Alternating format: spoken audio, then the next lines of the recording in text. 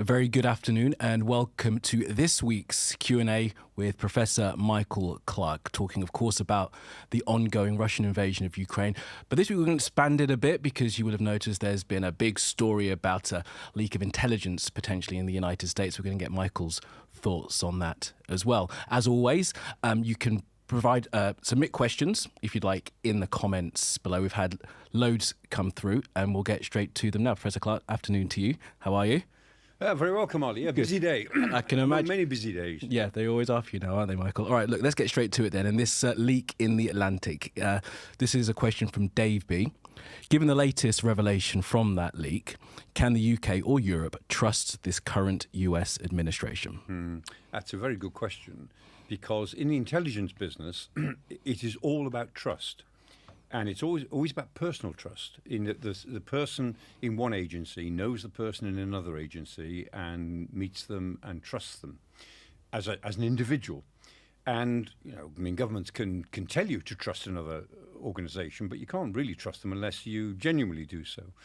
And these sorts of leaks do have a big effect, because it indicates that information is being handled rather casually. They certainly, this American group, 18 of them, certainly shouldn't have been communicating on signal.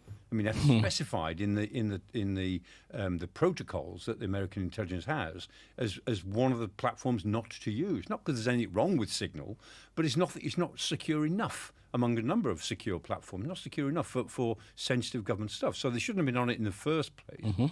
And the fact that they're then sharing, really important information about operations on it is bound to affect the degree to which, one side trusts the other. So intelligence, A, is based on personal trust. B, it's based on protect your sources.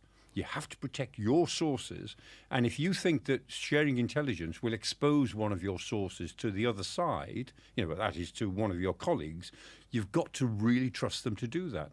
And these things have happened before, and there's always a decline in sharing after these things until trust builds back up again. Can we split Dave's question and whether UK and Europe can trust into two distinct parts? Because, of course, the UK and Europe have a different security relationship with the United States in terms of the fact that the UK is as part of the Five Eyes. That's right. UK is part of the Five Eyes organization, or Five Eyes sharing arrangement, which is the best in the world, and everybody wants to be in it, but nobody else can. And the Five Eyes is Britain, America, Canada, Australia, New Zealand. So this is the old, the Anglo-Saxons and the Commonwealth, because they trust each other as individuals normally. And the other thing about intelligence sharing is the degree to which organizations are cohesive. So in Britain, we have 4 major intelligence organizations, very well known. MI5, it does internal. MI6, this is foreign intelligence collection. GCHQ, the listening organization at Cheltenham. And Defence Intelligence, which coordinates all the stuff from Army, Navy, Air Force intelligence in the Ministry of Defence. So we have 4 organisations that play into the Joint Intelligence Committee, which feeds the Cabinet. That's a fairly cohesive system. In the United States, they have 18 organisations, and more than that actually, but they have 18 who all feed up to the Director of National Intelligence. And the current Director of National Intelligence is Tulsi Gabbard, who used to be a very left-wing Democrat until last year. Now she's a very right-wing Republican. And when she was in Congress, before she ain't got anywhere near government, she was known in the Russian press as Russia's girlfriend, because she took a pro-Putin view of everything. She took a pro-Saddam Assad view of Syria. She denied that chemical weapons attacks had ever taken place, despite lots and lots of evidence for at least 200 of them. She's a very divisive figure, and she sits at the top of an organization of 18 different agencies. She has direct access to the president, and she can require to see whatever those 18 agencies produce. So does that create distrust? You bet it does. Nobody will actually say that publicly. Of course they won't. But the idea that in the US intelligence system, somebody sitting at the top has got, let's say, eccentric views of Western security means that not as much would be shared as you would normally expect. Eccentric's a polite word to use, I think, Michael. And all these things, as far as I'm prepared to go. And which is fair enough. I think all of those things were known about Tulsi Gabbard as well before she was confirmed, and yet she was confirmed. It was thought at the time that this was Trump almost having a joke or seeing how far he could push the system. Yep. Or they said, no, this is really clever. All of the criticism will go on to Tulsi Gabbard, and she won't be confirmed, and that will distract attention from all the people he does want to get confirmed. You know, she was like a stalking horse, but actually, no, she got confirmed. So there she is. I mean, what many would say, the least reliable person at the top of the most important intelligence organization in the world. To complete my thought as well, Europe and their relationship with the United States, how will that change? I mean, that relationship is massively degraded over recent weeks, hasn't it? Since the Trump I mean, administration has been saying European certain intelligence things. agencies are all very, very different. So French intelligence is pretty good. German intelligence has got big question marks about it. It's been full of holes for many, many years. And a lot of people don't trust Germany to be able to keep a secret for all sorts of reasons. Dutch intelligence is normally very good. Danish intelligence is very good. Scandinavian intelligence is pretty good. But all of the European agencies have sort of different pros and cons, you know, different strengths and weaknesses. And they will be very wary of this. So I think the effect of this breakdown, and this is a big accident. It's one of these embarrassing things that happens now and again. It's characteristic of a new administration. In its early days, they make lots of mistakes. That always happens. So in that respect, you can be philosophical about it. But it will take some time for Western intelligence to actually recover from this, because relations are pretty bad already, and this will just make them a bit worse. You made that point to me when we spoke earlier, Michael, that this is the beginnings of a new administration and they're, you know, finding their feet, but they know not to be having these conversations on Signal, surely. You would think so. You would think so. Yeah. I mean, these people are, I mean, you know, a lot of these people are not specialists in global politics or defense issues. They come from different areas of expertise, and that's fine in principle. But they're thrown into, you know, the really big time without much preparation, and they're all fired up with MAGA enthusiasm. Are you talking about Pete Hegseth, former army captain and broadcast journalist? Nothing wrong with broadcast journalists, but perhaps they shouldn't be Secretary of Defence. Yeah, and I mean, think about Steve Weiskopf. I mean, who is obviously a very able real developer. I mean, what would I say? Property developer. Yeah, and Trump's golf buddy. Yeah, and he's obviously a very able man, but there he is in the middle of the biggest geopolitical issue of our age, that is the negotiation with the Russians. And he's up against the Russian team who have been doing this for years and know how to give him the runaround, which I think is exactly what seems to be happening. So, yeah, this particular team is likely to be more accident-prone than most. And partly they've thrown themselves at it with a degree of willful, almost arrogance, which I think, you know, they will come a cropper in all sorts of ways. And I mean, you know, in the normal course of the political cycle, there'll be a time when the Trump administration needs its friends and allies, and it may find that it has fewer of them than it expected. You said something interesting as well before, Michael, and this speaks to our next question about these kind of conversations, which of course go on in governments all around the world when you're deciding to take military action, and civil servants being involved and somehow keeping a permanent record. Now, this question, I'll read it out in full, comes from Anonymous, who is a civil servant at the MOD, and they say that we have, and rightly so, to follow the strictest of security guidelines when dealing with sensitive information. What, if any, ramifications could those involved in the group chat face for leaking such plans, even if unintentionally? Yeah, we don't know what may happen as a result of this. I mean, the Trump administration, I'm sure, will just play it all down, because their first instinct is to abuse the source and to insult the Atlantic magazine and to insult Jeffrey Goldberg, yeah. You know, saying he's a failed journalist, who is actually a very respectable journalist who behaved very, very responsibly. Well, he didn't reveal deliberately some of those active security agents who were mentioned in the group chat. And Luke Pollard, who's our Minister of Armed Forces, was in front of our Defence Committee a couple of hours ago. And he was asked about this directly and said, well, I'm not going to comment on this. You wouldn't expect me to. But he said, if this happened in the UK, you would expect disciplinary procedures to follow. And that's, I think, is probably as far as the government would go. You would expect some sort of disciplinary procedures. Whether we'll see them or not, I don't know. Talk to us then about the civil service. We'll go into discipline in a minute, but the civil service and how they would normally operate in these kinds of things. Yeah, well, normally, if you're talking about military operations like this, it's done in a fairly constrained environment, certainly not shared on a social media. And there would be a civil servant there, or more than one civil servant, just taking a record of what was said. And so that they understand that was the view of the meeting. I mean, of course, people can sit around a table and share black humour and make some off-colour jokes. That's just all part of the sort of dynamics of any meeting. But if you do it on a social media platform, then it will leak. Of course it will. All these things end up leaking one way or another. So the proper way to handle it is to do it face-to-face in a room with a proper record being taken of what the views were, what was decided, where you go. And I mean, and of course you could then communicate with each other a bit elliptically by telephone and say, yeah, great stuff, well done, that's fine, without talking about what it is you're mentioning. Yeah. But according to Jeff Goldberg, I mean, he redacted a lot of material from the group. It was full, he says, it was full of very important details about the strike on the 15th of March against Houthi targets.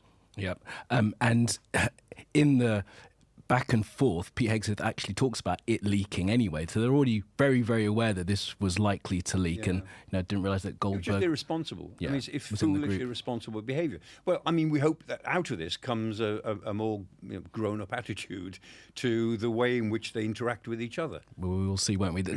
A couple more questions on it. And just a thought. This has come from Penley. Thank you very much, Penley, for submitting this question as we're talking. Penley says, if heads don't roll after this, will it show the US is drifting into autocracy? Well, yeah, you can choose whatever words you want, whether it's autocracy or one-man rule or whatever it might be. Illiberal democracy? Yeah, illiberal democracy. I mean, which is a phrase that Viktor Orban used. He said, I'm an illiberal Democrat. But, I mean, most people would say, well, you're not much of a Democrat these days either. I think if there aren't some consequences from this, then it would show that the US has become irresponsible on certain matters of national security at the very top. And I think that it will be, I mean, this is interesting to us and a bit disturbing to us, but this is a five-star row in Washington at the moment, and I think it'll run for quite some time, because this wasn't just one series of casual comments. This was a long stream with 18 people involved, and was clearly a matter of real importance, and more important than the stuff that Hillary Clinton shared, which she shouldn't have done, on email back when she was Secretary of State during the Obama years. I mean, this is more serious than what she did, and the cause then was that she should be indicted and go to prison for it and so on. I mean, lock her up. That's where the chant came from. That's right. And and the argument then was that somehow that Hillary Clinton may have even lost the 2016 election on the basis of this. We'll never know about that, but this was one of those things that really undermined her campaign. So I don't think this will go away quickly in the United States, and the Trump administration will have to be seen to do something about it rather than just brush it off and insult everybody who criticises. Yeah, I promise we won't talk about the leak for the entire episode here, Michael, but another question, because there's some of the content of what was in the leaked exchanges, and this has come from Scott. Thank you, Scott, for submitting this now as we're talking. It says, do Vance's comments about Europe speak to a persistent and worrying trend coming out of the US government that views Europe as freeloaders at best and openly hostile at worst? We saw this in Munich, but surely this reinforces just how they think about Europe behind closed doors. So this is an exchange, I won't do it verbatim, between Hegseth and Vance, where they essentially say they're sick of Europe freeloading, taking advantage of the United States, because the United States are the only ones that can hit the Houthis and open the lanes, and Europe will get more benefit from that. Yeah. They were arguing. Well, I think that there's a lot of truth in that. I mean, at the top, so you've got this top team, the Trump MAGA people, who are this team of 8 or 10 people really around him, who all have a Trumpist view of Europe, which is very negative indeed. And it's not based on a whole lot of fact, and it's not based on a whole lot of even recent history. By recent history, I don't just mean 20 years ago, I mean 2 years ago, 3 years ago.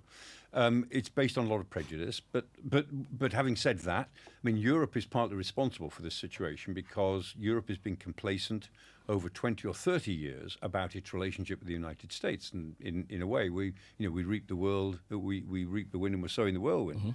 So some of it's our own fault, but it's not that. I don't think it's that way further down. I mean, you look at the business communities; they know what goes on in the business world. They know how many American companies are operating in Europe, how many European companies operate in the United States, how much manufacturing is done, in a sense, in both continents together.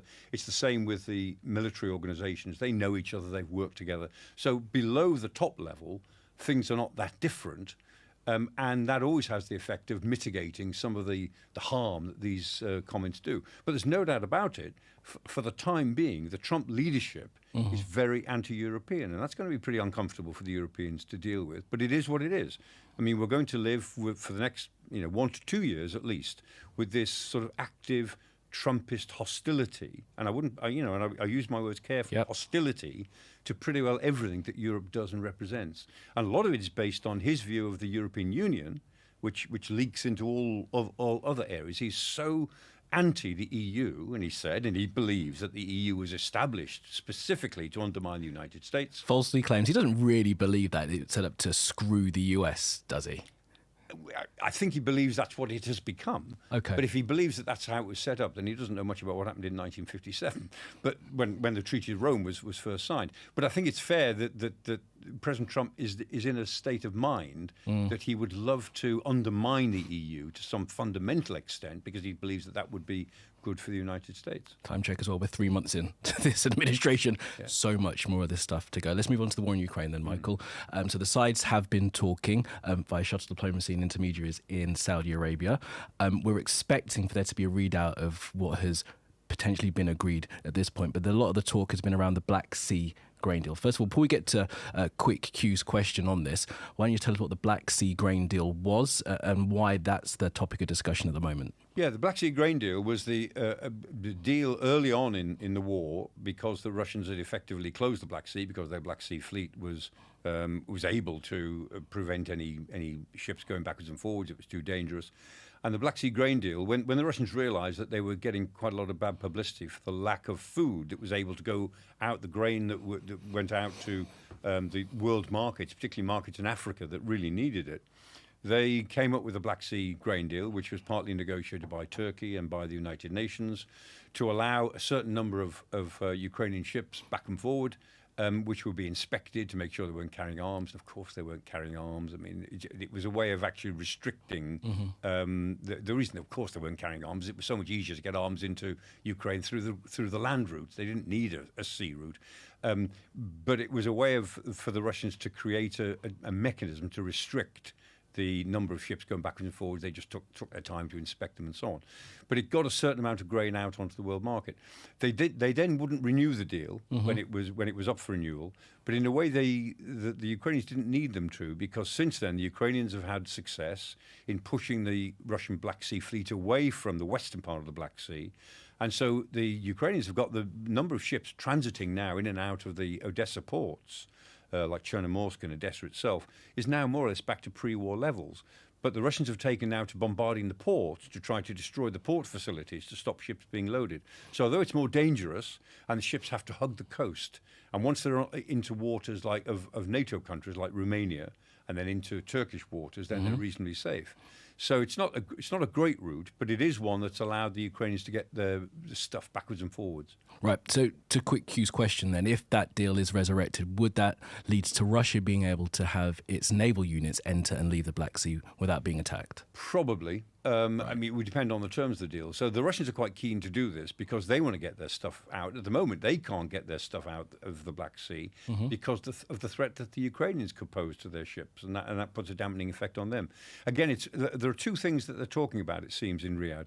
One is energy facilities not being targeted, and that's to Russia's advantage more than Ukraine's. And the other one is to resurrect the Black Sea grain deal, and that is to Russia's advantage more than it is to Ukraine's. The only two elements of the ceasefire, which they're now talking about, this very, very limited ceasefire, which gets more limited every day, are the two elements that the Russians most want, because they're the two elements that actually benefit them more than they benefit the Ukrainians. All carrot again. We keep using that, don't we, in these discussions, Michael? That is all carrot. There's no stick there. Yeah, it's all carrot at the moment. And, I have to say that, we wondered how the American team will get on. We've said this a few times. It's a difference in negotiating style up against this typical Russian style of lots of details, running the clock down on every single issue until everyone's completely exhausted. And the Americans wanted to move in, do the deal, move out again, show the world that they could do it. And it's not working out that way. And at the moment, it looks as if, again, this could change, but it looks as if the Russians are giving the American team a complete runaround. They're giving them a lesson in tough diplomacy. And there are none tougher than the Russians when it comes to negotiating something. On the Black Sea, Michael, and from a slightly different perspective from Istanbul and Ankara, what role did Turkey have in making sure that deal works? Just take our viewers through that. Yeah, I mean, Turkey was really important because Turkey controls the Bosphorus, which is the route from the Black Sea into the Mediterranean. According to the 1936 Montreux Convention, Turkey can control that seaway, which it does physically. I mean, it's Turkey's both sides of the Bosphorus, and Turkey's been playing a very clear, very straight role. They've not favoured either one side or the other, which is to say that no warships are allowed into the Black Sea from any side, and that they have helped the grain deal to work. And they would undoubtedly be part of a ceasefire grain deal if that's what comes out of this. They'd be part of it again. And it's interesting to reflect on the trouble that Erdogan is in politically at the moment, as to whether it would very much suit him to be seen to be on the world stage doing something important again, if he gets that far. But I mean, he may be in bigger trouble within 2 weeks before the grain deal actually materialises. We'll see. But it's a very interesting trade-off. Well, he could be holding the two things at once because, of course, the EU, many parts of the West will want to see the opposition leader Ekrem İmamoğlu released and freed of those charges, whereas, of course, President Erdogan has other things in mind. And he's a past master at doing that, at actually using with the Syrians coming through. To hold hostage Western Europe. I mean, he did with the immigrants before. He said, look, you either pay me a lot of money to deal with the immigrants who are coming into Turkey, or I'll just spit them out into your countries. And he was very clear about it. I'll spit them into your countries and give you a crisis. And he's very canny about things like that. And he's done it on lots and lots of issues. He's a clever operator. He may be running out of rope now politically, but he's not finished yet by a long way. Final thought on that from me, sorry, because I have been thinking about this a lot, having lived and worked in Turkey for a while. It's a different modus operandi perhaps for Erdogan right now that Trump is back and will feel perhaps have a freer reign to behave like this. Yes, I mean, all the strongmen in Europe and the Western world feel that they've got an ally in Trump. So Netanyahu feels that he's got permission now. Erdogan in Turkey, Orbán in Hungary, Fico in Slovakia. All these the strongmen who are all not all now, but I mean are Putin-esque in their loyalties, feel that the history is moving in their direction, at least in the short term, because they're encouraged by the fact that Trump likes them all. I mean, Trump seems to envy the power that they have in their societies. He wishes that he had the same power that they have in their own societies. So they feel as if they've got a natural ally in Washington at the moment. All right, let's move on to some of the fighting on the ground, if we can. And the situation in Belgorod. In fact, for the past couple of weeks, we haven't been able to get to the situation in Belgorod because it's fascinating, isn't it? Talk us through what is happening in Belgorod Oblast, of course, in Russia. Yeah, I mean, the Ukrainians have been striking towards Belgorod. I mean, although they've been pushed out of Kursk, they still hold a little bit of Kursk territory. They certainly haven't been surrounded in Kursk in the way that Putin said they were 2 weeks ago, and Trump repeated that they were. It wasn't true. They hold a little bit of territory, which is their escape route, but also they've tried to open up other local offensives on the Russian side, and they did when they were in control of that little pocket in Kursk, and it was a small pocket in global terms, but it was quite big in terms of an area to operate in. They also tried to open up other pockets to the northwest of it and the southeast of it, and they really had to push at Belgorod. Because Belgorod, just over the border, I mean, opposite Kharkiv, really. I mean, there used to be a straight, motorway that went from Belgorod to Kharkiv. Before the war, it was a very easy place to go backwards and forwards across the border. And Belgorod is also the kind of assembly area where Russian forces came together. It was a hub for military distribution. And Belgorod is comparatively easy for the Ukrainians to put some pressure on, either with air attacks or with ground offensives. So they've tried to do that in order to counteract what they've lost in Kursk. And also they're anxious to keep as many of these Russian elite units tied up in the north, because so far the Ukrainians are holding in the south, against all odds. They're holding in Pokrovsk, they're holding in Chasiv Yar, they're holding in parts of Toretsk, which they looked as if they'd lost completely a few weeks ago. So the southern battlefield is partly moving in their favour, very small amounts, but that's only because some of these elite Russian units are still occupied in the north. I hope that answers part of your question, Fabian. The other part that you had is why was Russia not prepared for what happened in Belgorod? Oh, only because they're stretched. I mean, and again, their battlefield intelligence isn't that good. They're always late, or have been always late, to some of these surprise moves that the Ukrainians are able to pull. And the Ukrainians have been very canny about it. They just are. I mean, when the Ukrainians plan something, they plan it really quite well. Although they've been planning things recently, I think, without too much American help. They used to get a lot of American and Western help in intelligence terms, quite a lot of British help as well. They've, in this case, I don't know how much help they will have had, but they're quite good at actually surprising the Russians. The problem they have is that they can't devote enough to it. They don't have enough personnel. They don't have enough stuff, enough military stuff to really make a big impression. So they can hit the Russians and they can embarrass them, but they can't, as it were, create a crisis for the Russians. Oh, they haven't been able to since late 2022. They did create a crisis in Kharkiv province and then in Kherson in both those offensives, but they've never really been able to put the Russians really on the back foot since. It's like punching into a sponge, punching into the Russian front lines. Wonderful image, Michael. All right, let's get to a question here from Andy from South Shields. Andy writes, in your opinion, does it feel like the UK would be sleepwalking into conflict with Russia by sending peacekeeping troops? I mean, peacekeeping troops, reassurance force, whatever they end up calling them. Yeah, well, I think you're not wrong in one sense, that if the Europeans end up with forces in Ukraine, whatever they're doing, I'm pretty sure they won't be doing peacekeeping in any traditional way. But they're talking about a reassurance force, and even that is a bit of a stretch at the moment as things stand. But if they end up in Ukraine, then there is a significant chance that if they do anything, they'll end up in firefights with Russian forces.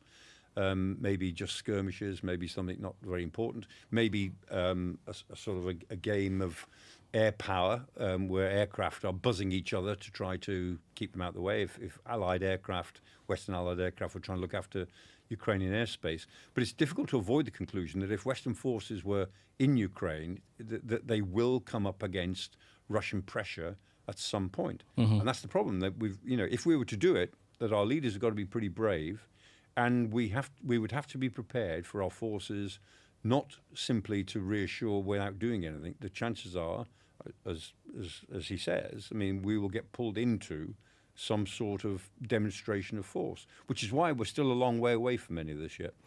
In the time that we've sort of had talked about this peacekeeping force, this reassurance force, how have you reflected on it as your thinking has gone on from the first announcement that this could be happening to where we are today?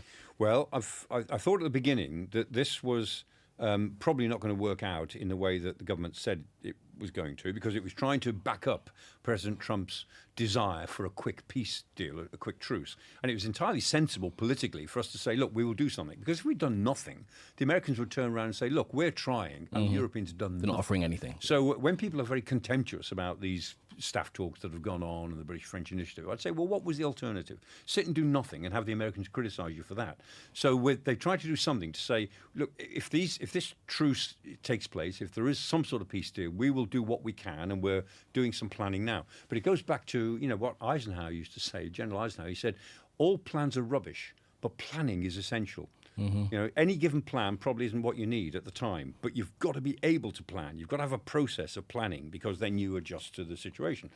And so that's what we were doing. But I also thought that as we go forward to this peace deal, which I never thought was likely to happen, I still don't think it's likely to happen, we will now start to diverge from the United States, because I think the most likely thing is that the war will carry on.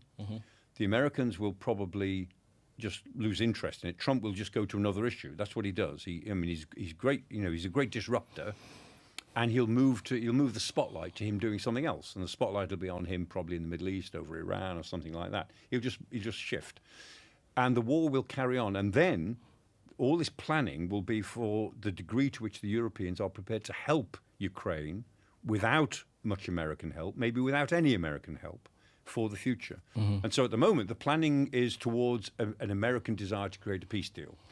As and when that peace deal doesn't work, then European planning goes towards helping Ukraine survive. And that's where we start to diverge from the United States, and that's where it will become much more difficult.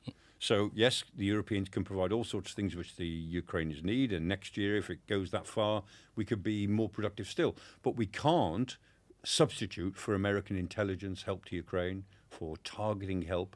And if the Americans pull all of that, and if they pull Starlink, Elon Musk's Starlink system, which has been extremely important to the Ukrainians, if the Americans pull that or turn that off, which they could, at the flick of a switch almost, then the Ukrainians will be in much, much bigger trouble. Yep. Following on from that question from John Engelin says, he's going to get you to balance this, Michael, is it more likely than unlikely European troops will be on the ground in Ukraine? I'd say it is still unlikely. I think it's 60-40 against. But it is a significant possibility. And as we're moving forward, I mean, you and I were saying last week, nothing happens for decades, then decades happen in weeks. Well, these are the weeks, Kamali. These are the weeks in which decades are happening around us. And so anything we say this week might look pretty old-fashioned next week because things are changing so fast. But as things stand, I would say it's less likely that European forces will end up on the ground in Ukraine, but you can't rule it out. When could Europe and European forces be in a position to be self-sufficient from the United States? For their own defence, you mean? Well, yes, and to do this mission, and then to defend themselves. Or is that just an impossibility? No, it's not impossible. But you're talking probably in terms of, we're on 2025 now, so you're talking about probably 2030, 2031, 32. If we really rearm now properly in the way that our leaders are saying we might, and allocating some amounts of money towards it, if we took it seriously enough to gear up industry, then we could make up for what the US provides, probably with a big push in maybe 5 years. Right. But I mean, for instance, the EU presently spends on average 1.8% of GDP on defence. Now, the EU would have to spend about 3.6% of GDP on defence in order to make up for what it loses if the United States pulls the plug altogether. So they'd have to more than double what they're spending now to make up for the United States. And you're talking about something like $400 billion worth of stuff that we would have to produce as quickly as possible. It's doable. And producing material these days can be quicker because of the nature of modern technologies, the breakthrough technologies, the use of AI, all that sort of thing that we talk about all the time. It can be done more quickly. You're not really talking about producing more ships, tanks and planes, which take 5 years or whatever just to lay down the hulls and produce them. So it could be done, but it would need to be pushed from now on. And maybe that's what's going to happen, depending on the US approach. If the Trump administration continues to be as hostile as it started towards Europe, or as it indicates it might be, then maybe that will be the push to do it. I mean, one of the things I found fascinating is the German effort to try and do this. I mean, they're taking over old train factories, aren't they, to start manufacturing artillery shells and bullets. Yeah, the 155 millimeter artillery shells. Again, that's not so difficult. I mean, as production goes, producing artillery shells is reasonably straightforward. It's no different now to what it was 100 years ago, in essence. The clever part is integrating things, to produce an integrated force and to push forward quickly the innovative materials. And that means a lot of things will fail. A lot of things that look good, like new drone technologies or new ways of using drones, they'll look great, and then you'll try them out and they find that they don't work very well. So there'll be a fairly high rate of failure, but a tolerable rate of failure. And I think, as we've said before, what militaries are now looking at is working from the ground up. Work with what you've got, improvise towards 2030, 2031, rather than decide what you want in 2040 and work backwards to some enormous specification that takes years to produce. You've got to work that way if you're producing aircraft carriers, say, or even submarines. But you don't have to work that way if you're producing armoured vehicles, small arms, intelligence assets, deep fires. They call them deep fires, mean long-range fire, and missiles and so on. You can do that from the ground up, actually, by improvisation. And you'd imagine that all the relevant armies are learning a lot by what they're seeing in Ukraine while not having their own people there. Sure. I mean, Ukraine has been a sort of I don't want to use the word military revolution all the time, but Ukraine has shown what military innovation can produce under pressure. And so we're now under pressure, time for us to produce that sort of innovation. If we're serious about defending ourselves, and if we're serious about doing it potentially without the United States. Let's crack on through a few more of these questions. This one comes from Concerned. Why does Putin think it's okay to use Korean troops and then cry about European troops being used in Ukraine? Well, because he wants the best of both. I've been asking you for 3 years to get into Putin's mind, and so is Concerned now, but I know it's not an easy thing to do. Yeah, no, it's absolutely right. I mean, there's no legal reason why he can't have North Korean troops on Russian territory to defend Russia against the Kursk incursion, because that was his territory, that's Russian territory. And if he wants to bring an ally in, and an ally agrees to do it, that's fine. It's exactly the same as the Ukrainians saying, we want to bring our allies in to Ukraine to help. So when the Russians say, we will not accept West European troops in Ukraine, they have no legal basis to say that. They haven't got a leg to stand on. Because if Ukraine asks for it, and if allies agree to come to help defend Ukraine, that's the end of the matter. So it's just straight double standards. Why does Putin say it? Well, it's double standards. I mean, that's what Putin stands for in world politics, double standards. Double standard, amazing way to stand both ways. All right, let's move on to a question from Johnny B. And this is sort of the wider conflict, the wider sort of geopolitical insecurity.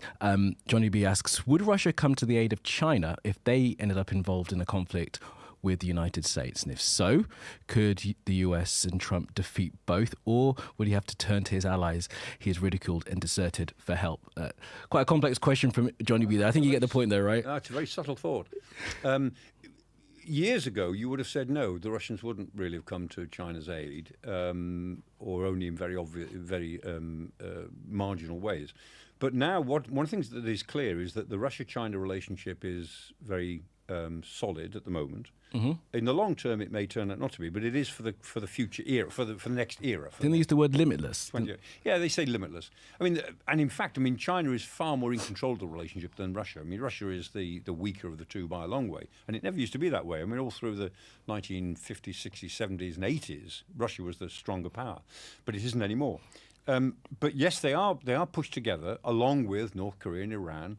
And there's this, Anne Applebaum produced a very good book called Autocracy, Inc. Yep. And by Inc., incorporated, she means that these powers are working together along with a lot of criminal groups, along with a lot of warlords around the world to help each other. And they just help each other because they're all trying to undermine what was the old Western system. And they're succeeding pretty well just at the moment, partly thanks to what's happened in the United States.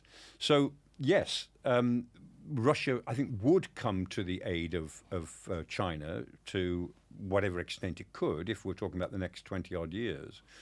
The United States used to size its military on the basis that it had to be prepared to take on both simultaneously. It was like a two-power standard, they called it. Is the US military capable of defeating a Russian and a Chinese military operation? And that was when China was the less powerful of the two. The US doesn't really operate on that two-power standard anymore. It worries much more about China. And yes, if the US found itself up against China in the 2030s and Russia was helping, then it would have to take on both. But it's hoping, part of this, the Trump diplomacy is designed to try to peel Russia away from China. In the way that he thinks that the Nixon diplomacy in 1972 peeled China away from Russia. That's bad policy, but it's also bad history if he thinks that's what happened, because it wasn't. Absolutely. And there's an amazing bit of video, if anyone can find it, of when Putin and Xi met a couple of years ago now, where Xi says to Putin, as he seems to be leaving, we're about to do things now. The changes that we will do now will be seen, haven't been seen for 100 years. We are the one providing those changes together. Yes. They see themselves as leading a transformation of geopolitical relations. And, that transformation will be pretty unpleasant for most people in the world, and certainly very unpleasant for the Western world if we allow it all to happen, if we have no role in it, if we're not able somehow to help structure it or push against those aspects that we find unacceptable. But that's where we are at the moment. We're absolutely on the back foot, and the democracies of the world, there aren't so many of us. There's 190-odd states in the world. About 30 of them are meaningful democracies. And we're all struggling. And the United States is not now leading the democracies. It doesn't really care about democracy either. Doesn't seem to care about very much internally at the moment, though I think that will change. But also, the Trump administration really doesn't see itself as leading the democracies. It sees itself as a power broker with the dictators. So those of us who are still democracies and care about it are very much on our own at the moment. Yeah, no longer the shining city on the hill, are they? isn't. All right, let's move on to Ivy's question. Has the threat of nuclear war seemed to have gotten worse, or does it seem to have eased slightly? There's talk of the US preparing for a potential conflict with China, but then you have officials saying peace has never been closer. Ivy finishes her question saying it's all confusing. Yes, it is, Ivy. That's why we got this man to tell us. Yeah, peace has never been closer was said in relation to Ukraine. I mean, that was when the Americans are talking it up. Peace has never been closer in Ukraine. Well, good luck with that, and we'll see. On nuclear issues, I don't think the prospect of nuclear war is not really any greater now than before the Ukraine war started in 2022. The Russians have been threatening nuclear weapons all the time. They rattle them in speeches. Putin keeps making speeches about nuclear dangers, and the West doesn't. I mean, the West until very recently just kept quiet about nuclear issues because it didn't want to make it worse. And people say, would the Russians go nuclear in Ukraine? Well, and I say, well, what would that mean? What would they do? I mean, tactical nuclear weapons, to have any battlefield advantage, and, a lot of people work this out, they'd need to use 6 or 8 nuclear weapons, 6 or 8 tactical nuclear weapons to get any advantage of it in the battlefield, because Ukraine's such a big place and the forces are dispersed. And so, the taboo against using nuclear weapons, which has existed very solidly since 1945, at some point somebody will break it. Does Putin want to go down in history as the man who broke it? And he wouldn't be breaking it with one weapon. He'd be breaking it thoroughly with half a dozen weapons, which would buy him almost no real battlefield advantage. And if that were the case, then he might lose his ally in China. I mean, the Chinese would find that very difficult. The Indians would find it difficult to live with that. So objectively, I don't think, although despite all the threats, objectively, the prospect of nuclear use over Ukraine is no greater now than it was then. And final point on that is that the West, as you'd imagine, keeps a very close eye on Russian nuclear facilities. Yes. And, I mean, my latest information from people who are in a position to know is that the Russians have not done anything to indicate that they are activating any of their nuclear forces, their tactical nuclear forces. It would take some time for them to get the system up and running. A couple of weeks, and there's nothing has happened which has indicated that they're any nearer to doing that than they were 2 years ago. Yeah, just a sort of an addendum to that. Jack US says, is Putin going to use nukes anymore now that America is seemingly in his pocket? No, I mean, the prospect of strategic nuclear war, again, is no greater than it was a few years ago. You can't be complacent about these things because, as we see, I mean, crises can spin out of control. But both sides, both America and Russia, have got their 1,500 nuclear weapons, warheads, targeted more or less on each other. They know that if there were any exchange, that all bets are off. We can talk about nuclear arms control and deterrence and so on, but the logic is, my good friend Lawrence Friedman, used this phrase. He said, the thing about nuclear weapons is that nuclear weapons work better in practice than they do in theory. Nuclear theory is full of contradictions, but nuclear weapons in practice create this sense that if one is used, then nobody knows what will happen next. And the sense of fear that creates, the sense of uncertainty, is that you cannot control a nuclear exchange. That's your general belief. That's the way it works in practice. And as long as that is the case, then the chance of nuclear use is really quite low, but not negligible. Not negligible. Okay. Final question then, and it's back to the whole piece of whether or not we're going to get a peace deal. I mean, you just said that you still think peace is unlikely, but this question from Ya787, and there have been variations of this from many, many people. Are the Americans getting played by the Russians? Yes. All right, and that's it. Yes, I mean, it looks like it. I mean, it may not be. I mean, as we keep saying, the Americans could turn on a sixpence. I mean, Trump could turn on a dime in his case and start to put real pressure on Russia. But the longer this goes, the more these truce talks just get elongated to be longer and longer talks about smaller and smaller elements of a truce, the more it looks as if the Americans have been drawn into the Russians' game. And the Russians are really good at playing this game. So things may change. But compared to 2 weeks ago, the Americans look as if they're being manipulated by the Russians. It looks as if they're out of their depth dealing with these really tough Russian negotiators who expect everything and give nothing until the very, very end of the process. And then what they give is tiny compared to what you thought was on the table to start with. I did say it was a final question, but I want you to just give me a sense of Trump, because what you've always said with this is there could be a moment where Trump feels like he's being made a mockery of, and then he flips it. Are you seeing anything No, suggest that. well, there's three possibilities. One is that he flips to real pressure. Two is that he just gives more to the Russians, and I think that's what the Russians are playing for, that he gives them more and more carrots, more and more incentives to do something which at least looks reliable. Or three, probably now the most likely thing, is to say that Trump will move on. He'll just put this in the rearview mirror and he'll move on to other issues, probably Iran and the Middle East, and the war will go on in a broken back sort of way. And he will, when he's asked about this in press conference, he will say, well, I tried. It was the Europeans' fault. It was Zelensky's fault. Putin would go along with it, but couldn't get it. I mean, he'll blame everybody else, and he'll move on to something else because he needs to stay in the spotlight of world affairs. And if the spotlight doesn't look so good over Ukraine, he'll move to where the spotlight does look better, which is pushing pressure on Iran or, a big economic arrangement with China. And remember, he's still working towards the grand summit. Might be a series of meetings with him and Putin and Xi Jinping to reorganize the world for the future. Which has echoes of history, of course. Professor Clarke, we will have to leave it there, but we'll definitely do another one of these very, very soon. Thank you again for all your questions submitted before we started talking and while we were doing it. Really useful, and I hope you got some of the answers that you were looking for. And if not, as I say, Professor, we'll do another one of these next week. Good stuff. Thanks very much for being with us, and we'll see you again soon.